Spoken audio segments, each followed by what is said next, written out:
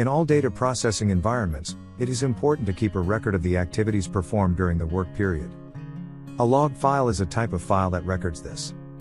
The instruction to create a log file in Scilab is carried out by the diary function. The diary function records all actions taken during a console session.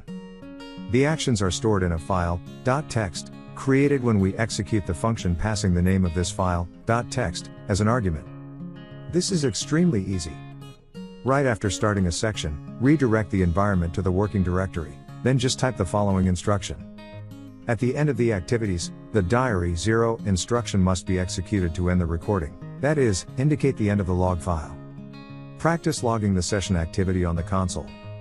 We advise you to use this feature every time you start a new session. It will be of great use. The console area is used to enter commands and view the results of operations when we have not finished typing the command with semicolons. Example.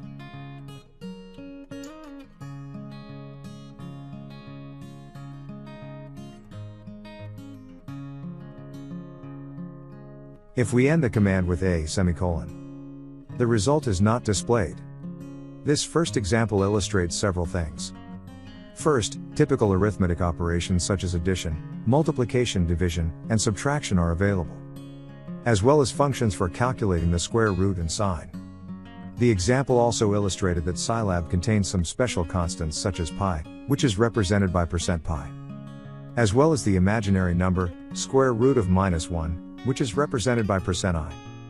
Finally, because it is an interpreted language, Scilab immediately evaluates the expression.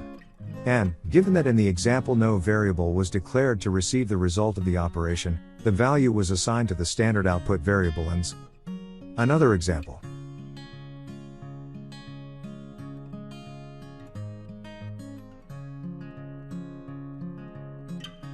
Here two assignments were made. The first a equals 10, ends with a semicolon, which does not print the result. The second b equals 3, the result is printed for not using the semicolon. At the third prompt, we assign the result of the operation to a variable c. This short introduction illustrates how Scilab interprets operations and how it makes use of variables that are previously defined and how they behave in the environment. The who command can be used to view all variables created in the environment.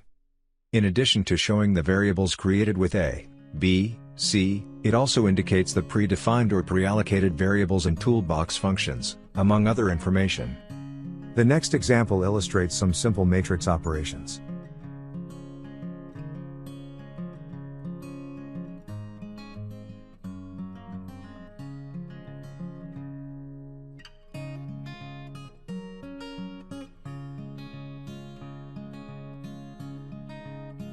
In the first statement, a 2x3 matrix is defined, where, comma, or, space, separates the columns and, semicolon, separates the line.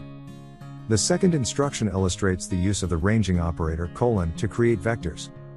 A vector in Scilab is a sequence of numbers starting with the value on the left and increasing or decreasing when appropriate, by a second value right after the ranging operator, colon, and ending with a value on the right. When the instruction format contains only the values between the operator, colon, Scilab assumes that the increment is unitary. In the third statement, the matrix product by the vector generated an error. This was corrected by transposing the vector y, using the transpose operator.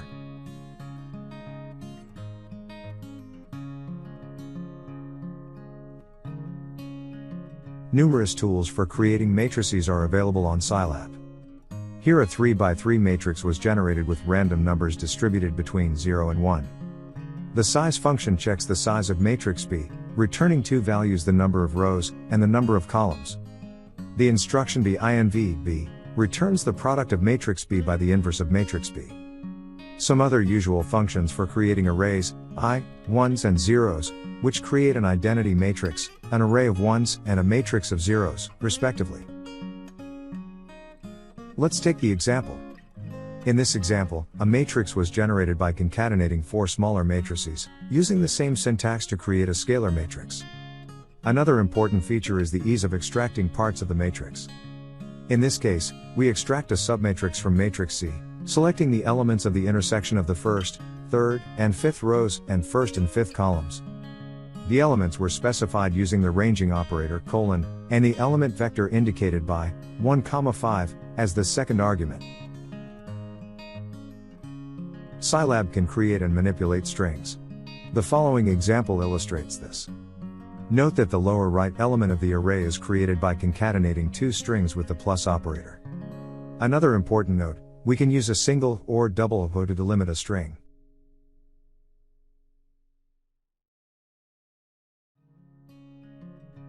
Scilab offers several operators for strings. The instruction shows how to create a second-degree polynomial. This example shows the creation of a second-degree polynomial with the coefficients 1, 2, and 3.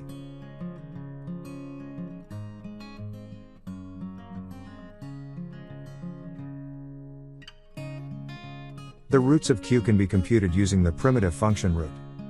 In this case, it is shown that algebraic operations with polynomials can be performed to create other polynomials and rational functions. In Scilab we can also create matrices that contain both polynomials and rational functions, and all operations usually done with matrices can be performed. The lists allow this type of procedure. In this case, the list is defined to store a string, an array, and a polynomial.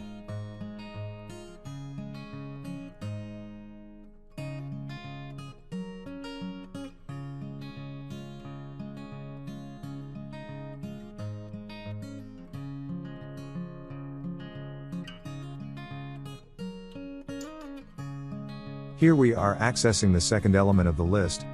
Lists play a relevant role in Scilab for data abstraction.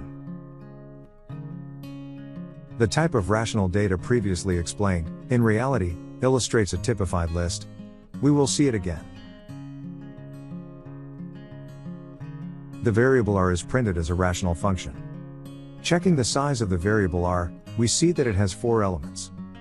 The first element of this list is an array of strings that identify a rational function with a numerator and a denominator and potentially an associated sampling interval. The second element is a polynomial in the numerator. The third element is also a polynomial in the denominator. The fourth element is an empty matrix, stating that this rational function has no associated sampling interval. Do not worry if many of the issues discussed here are not very clear. The purpose of this video was to present some resources and possibilities of Scilab.